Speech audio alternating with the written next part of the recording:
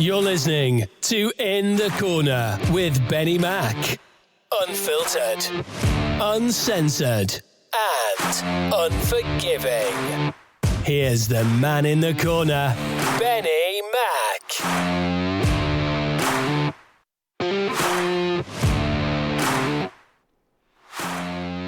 Welcome back to In the Corner.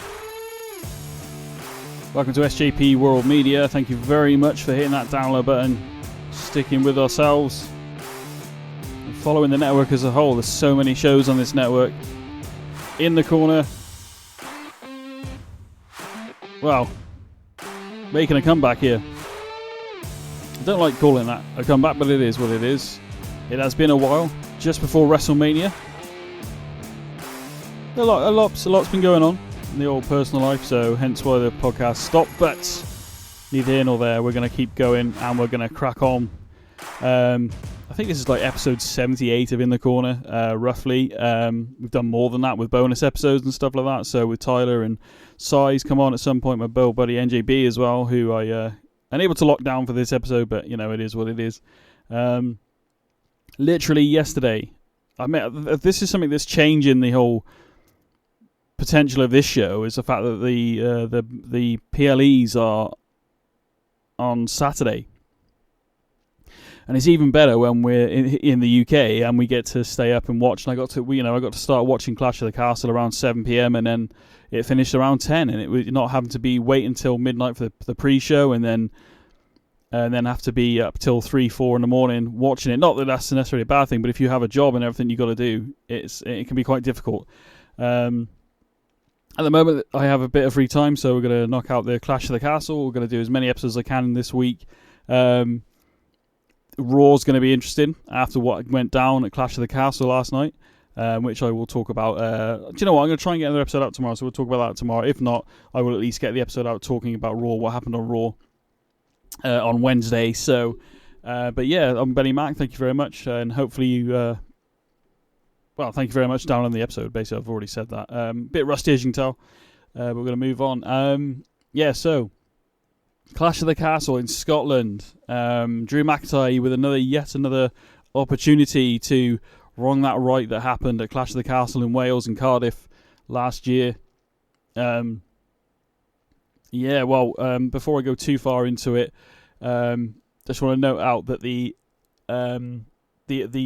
OVO in Scotland, in Glasgow, broke the record, and 11,391. I think something like 13,000 attended SmackDown. It was close to it. That's what they were expecting, but they got 11,391. It is worth noting, though, that the cheapest ticket, it wasn't at first, but it did drop to just shy of £250, which is mental in itself, isn't it? Now, I went to a live event in... Oh gosh, we are talking many years ago at this point, but 2009 in London, which I think I've mentioned before on the show. And I probably spent about 30 quid a ticket. Yeah, it was up on the upper tier, man. I'm not going to say I was ringside with that, but at least I got to go. So very expensive an event, but the crowd loved it. The chants were brilliant. The matches, I'm not going to sit here and pretend that Clash of the Castle was the best WWE event ever. It was good fun, but there were a few shaky moments I'm sure many of you are aware of. I'm not going to focus too much on them, but, luckily, I believe everybody is okay in the grand scheme of things. I mean, Jade Cargill slipping off the top rope, trying to make her entrance into the ring off the hot tag was, unfortunate. And I think it did shake her confidence a bit as the match went on, as you can see, but she got it back and it was fine, so I'm not going to focus too much on those things.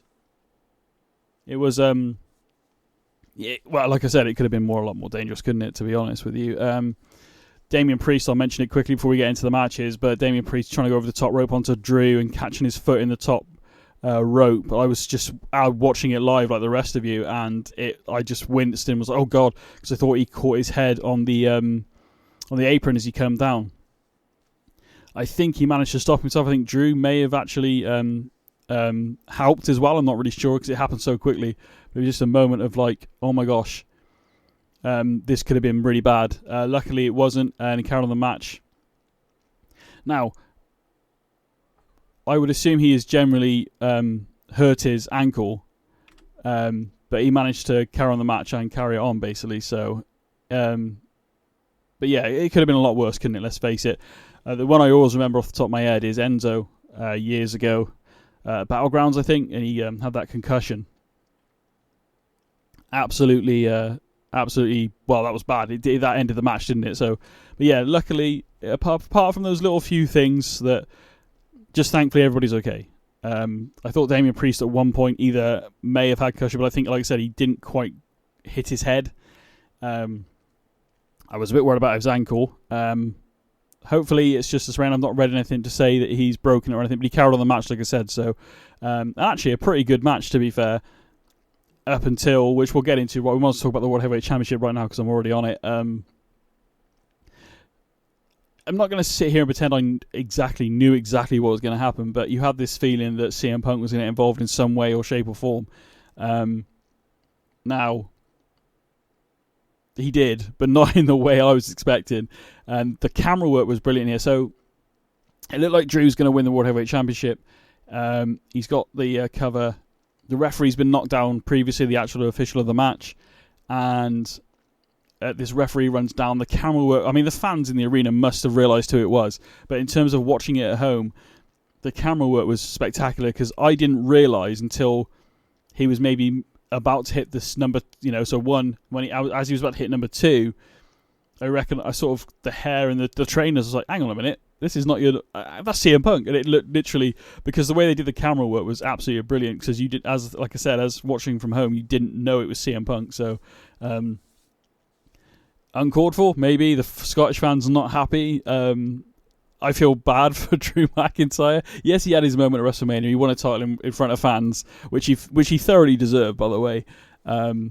Obviously, he then got cashed in on by Damian Priest, thanks to CM Punk, getting CM Punk's face. This rivalry between Drew McIntyre, I know the fans are going to be annoyed, and a lot of people are going to be like, I had a mate message me and say, God damn, when is Drew going to catch a break at Clash of the Castle? He may never get a break at Clash of the Castle. Hopefully they do another one, and then another one. At some point, maybe he will. But CM Punk costing him, getting involved at least, the championship. So Drew leaving. There's some footage after the fact, after the show went off there, on surfacing online, official WWE content, but basically Drew losing his shit, getting in everybody's face. Monday Night Raw, no matter how you feel about it, I thought the match overall, even with the I'm not even going to call it a botch, the almost accident that happened, could have been absolutely, like I said, it could have been absolutely, it could have been so bad, but luckily it wasn't. And for Damien to fight back from that and keep the match going, fair play to them both, really, for carrying on, and Damien Priest carrying on the match. And the match, I think, came together really well. If you're annoyed that CM Punk, it's going to be interesting back in the US, and obviously Drew's coming across as the heel, but obviously in Scotland he's the, I'm not going to say babyface as such, but he's definitely full-on sort of babyface, isn't he, in Scotland? It's going to be, Monday Night Raw is going to be very interesting going forward. And there's money in Drew McIntyre versus CM Punk, and I think it's going to be excellent. And where that comes to, SummerSlam maybe. I think we've got Money in the Bank first, but even if they drag this on to SummerSlam, CM Punk's because it's not his first match back, he's in the Rumble, but he hasn't had a singles match back, has he, in WWE since he's been back, as far as I'm aware. I know he did a few house shows beforehand, before the injury, but on TV I don't think he's done any televised matches apart from the Royal Rumble. And I love the back and forth between Drew McIntyre and CM Punk, the war of the words via social media, or whether that's on Raw. But the put up or shut up time's got to be coming soon, and like I said, Money in the Bank's coming up, so maybe Drew tries to qualify for Money in the Bank, or maybe CM Punk does, and Drew costs him that. So I think more than likely, because let's face it, the way they do TV these days, this could, CM Punk versus Drew McIntyre could quite easily be SummerSlam, because there's money in it. So why not? I don't rate matches, not really, but I enjoyed it. I said I think it added the element of the almost accident from Damian Priest. Drew comes out of it being screwed again, basically, at Clash of the Castle. But Damian Priest comes out because he didn't. Again, he did have help, so there is that asterisk above him still. But he put on a hell of a match, and again, I think that will only because of the accident and getting caught in the rope. That's going to help him going forward in terms of the toughness of the character of Damian Priest. So, very interested to see where his reign goes. Money in the Bank, I think, is going to play a big part. Obviously, the qualifying matches, I believe, are starting on Monday night on Raw for the Money in the Bank. We'll talk about that a bit more on the next show. But yeah, man, I enjoyed it. I'd like to know what you guys think. At In the Corner, WWE on X. Let me know. And obviously follow the network at SJP World Media as well, where you're doing that. I kind of started with the main event there. I didn't mean to, but it just that's kind of the way it's come out of me, basically. But Clash of the Castle, obviously, I love the fact they're doing more shows in the UK. I love the fact they're doing shows elsewhere, not just in the UK. I think what we used to get Insurrection and Rebellion over here, didn't we, years ago? But they were kind of...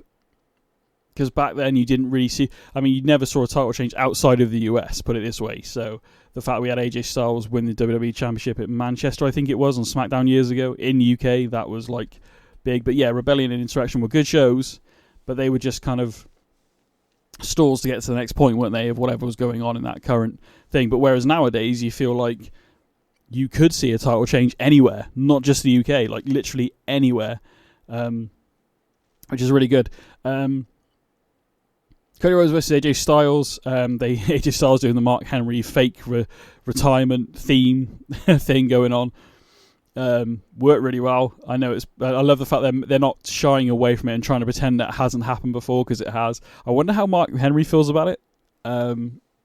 I've not heard any of his statements or anything that he may have said, if anything, about AJ Styles doing that thing. But yeah, the I Quit match. Actually, do you know what? Really good. I enjoyed it. I was wondering how they were going to get around this, because you don't want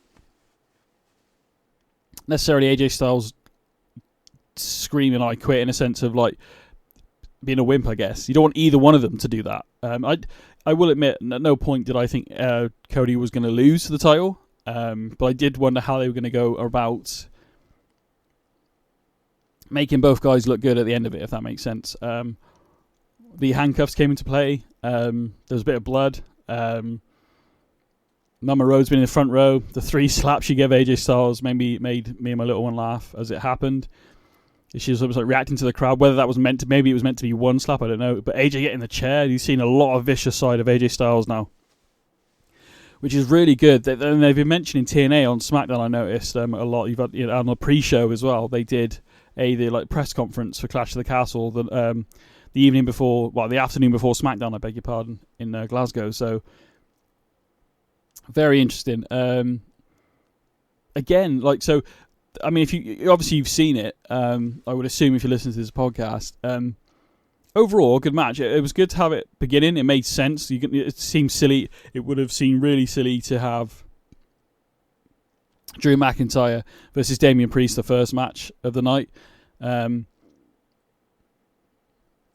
Especially the way it ended. Imagine if they did that match first and then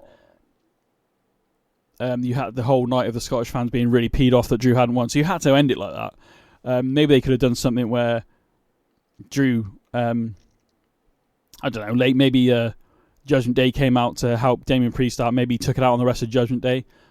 The after footage off the air I haven't seen. It's just him, Drew McIntyre, just losing his temper, basically. So, and having a go at people. So, having a go at the referee, where were you, and all that kind of stuff. So, but yeah, I enjoyed the I Quit match. Done in a way that, I mean, at the end of the day, AJ Styles was handcuffed to the top rope and he was threatening to hit him with some steel steps. This aggressive side of Cody. Good title defense. I mean, again, I don't think any of us sat here right now listening to this show or whatever thought that Cody was going to lose.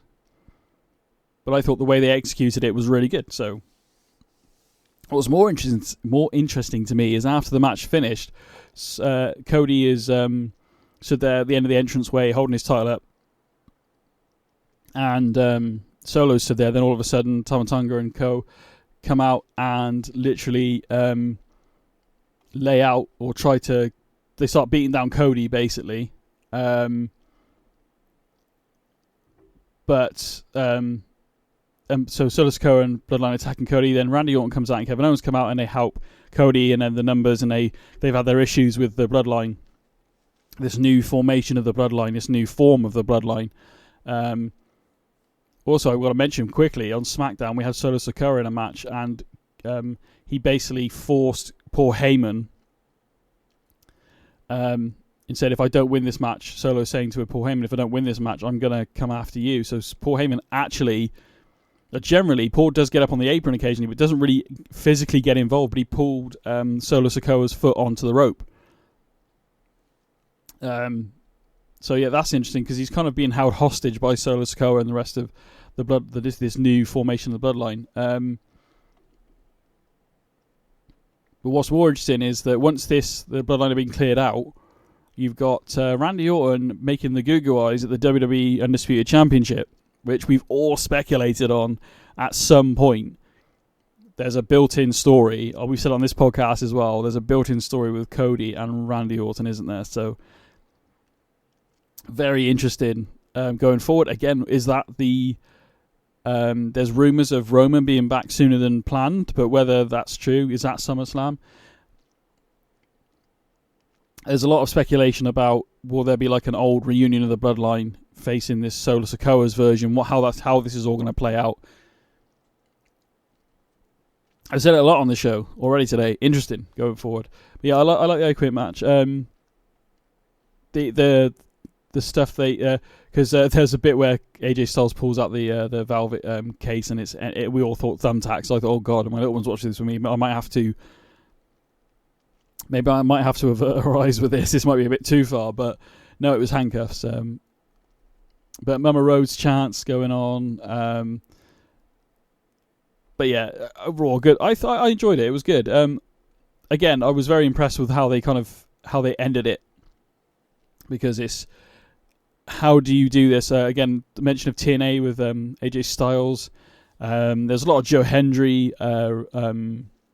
Thought people at Joe Hendry might be making an appearance at Clash of the Castle, which would have been hilarious and amazing if he had. Maybe that will happen. We've seen the TNA Knockouts champion come to NXT recently, so why not? So yeah, the Scottish fans didn't leave happy in terms of that. Sami Zayn defending against Chad Gable again. This was actually a really good match. Me and Tyler, when he's been on the show, have talked very highly of Chad Gable. He needed a change. The Sami interfering in a sense of the Alpha Academy, the way Chad Gable's treating Otis and Tozawa and all that, and Maxine Dupree. But the pops that Otis has had while squaring up to Chad Gable, very interesting. I actually thought we might see a triple threat. Actually, we might still, with Chad Gable or Otis, maybe Otis finally gets a match against Sami, and Otis is the one that beats Sami. Maybe I don't know how this is going, but it's really good. But the way you look at it is, Sami Zayn had to deal with all that stuff within the bloodline, and now he sees Chad Gable essentially treating the people in his family, air quotes, the same as Roman did at one point. So whether this is over, I don't know. What's next for Chad Gable? I assume he's going to blame Otis for it. He'll blame Alpha Academy for his loss again. And we're going to have that. I assume we're going to have that breakdown. Do you know what, though? A heel Otis, the big, strong Mark Henry type, really, could be good. But I think the fans want to see Otis away from Chad Gable sooner rather than later, don't they? So I think we're probably going to see more of a face of Otis. So because Gable accidentally chop blocked Maxine in her injured leg outside the ring, and Otis picks up Maxine Dupree and takes her out, and Sami, off the back of this, gets the advantage over Chad, hits the haluva kick, and wins. Very similar to what happened on Raw with Chad Gable interrupting Otis this past week, and while he was chatting to Otis saying, you got to keep your mind on the game, Sami hit the haluva kick. So I'm interested to know how this plays out.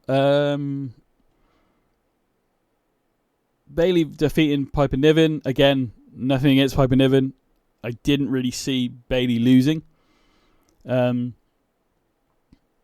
Pretty good match, to be fair. I overall. The Chelsea Green stuff was funny. The maybe that could be a story going forward. Chelsea Green, she got ejected at one point and came run down with a luchador mask on, Rey Mysterio style mask on, which was absolutely hilarious. And then I think it was Corey Graves pretended to not know that it was Chelsea Green, which again cheesy but quite funny. To be honest with you, I think we saw a lot more of Piper Niven than we have done in this match, and she's proved, not that she hasn't proved it before, but hopefully the eyes looking at her on the main roster now after that match, hopefully she'll get more opportunities because of this. And who knows, maybe at some point she will be the WWE Women's Champion. We've already talked about, and I've got to talk about this very quickly, the triple threat tag team match for the women's tag team titles. I've already mentioned the Jade Cargill slip, which was, again, it's more, I don't sit there and go, oh, she's botched it and all that kind of stuff. I was actually like, oh, God, are you all right type thing. And she bounced back well. It wasn't perfect, no, of course it wasn't. The Damian Priest thing I've already mentioned. But do you know what? As much as I wanted to see Katie, not Katie Ray anymore, Alba Fire, isn't she now? And Isla win the tag titles, I didn't think it was actually going to happen. And it freaking did. And the pop from the crowd was brilliant. I absolutely... it was amazing. Alba Fire competed in ICW. I saw her wrestle years ago in around the Gloucester area. Isla Dawn becoming the tag team champions. Underrated team, I think, to be honest. They've had the chance. Now, you've got to give the Scottish crowd something. I'm hoping that's not Jay. I'm hoping they hold on to the tag titles a while longer. But maybe, I'm under the impression that Jade Cargill and Bianca Belair at some point will be rivals. Could this be the does Bianca Belair blame Jade? Maybe not this time. Maybe they should technically be due a rematch, shouldn't they? So I would assume that we're going to see Bianca and Jade get a rematch for the women's tag titles. Very much looking forward to it. So overall, I'm not going to say the Clash of the Castle show was amazing, but I enjoyed it. I'd like to know your thoughts, like I said, at In the Corner WWE. There's going to be a lot more shows coming out within the week. On average, there will be at least one. Hopefully with guests and stuff and people who might want to pop on and chat about the WWE, the state of it, if you like it, if you don't like it, whatever. I thought this was a good show by WWE. There are a few issues in there with the slips and the almost bumps and stuff, but the stories going forward from what I've seen from Clash of the Castle, we got the CM Punk, Drew McIntyre, the Randy Orton, Cody Rhodes, the women's tag titles. On SmackDown the night before Clash of the Castle, we've got DIY and Austin Theory, and I think Austin Theory will break away from his tag partner at some point. The way they're doing it is really good. Austin Theory seems to be getting in the way of, seems to help his tag partner. Ends up getting the hits, basically. Grayson Waller is the name I'm trying to think of, as you can probably tell. Makes me laugh because I can sit here and tell you the names, but as soon as I hit record, I'm forgetting what they're freaking called. But Grayson Waller kind of playing up. Oh no, we're tag team. Yeah, but they are tag teams. I love the tag bouts, by the way, the new ones, the SmackDown ones, the WWE tag titles. But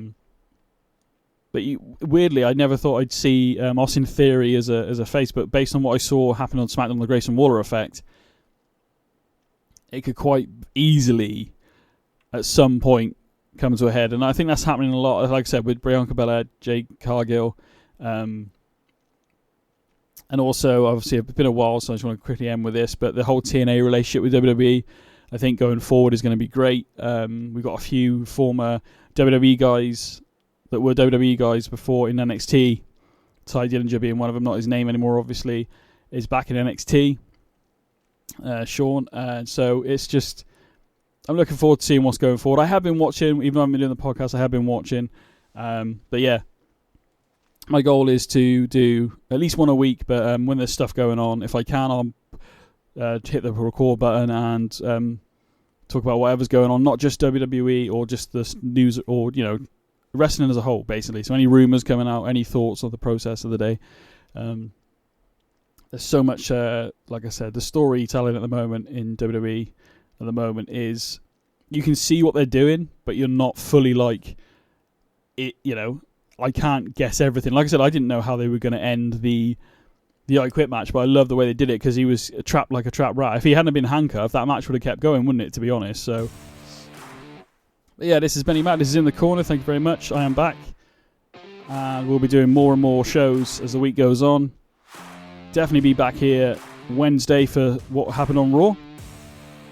And then we'll try and get some out the weekend for SmackDown as well. As I said, minimum once a week. Wednesday or here on SJP World Media.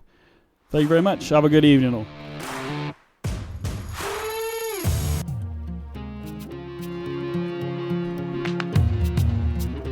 Loved what you've heard on this week's episode?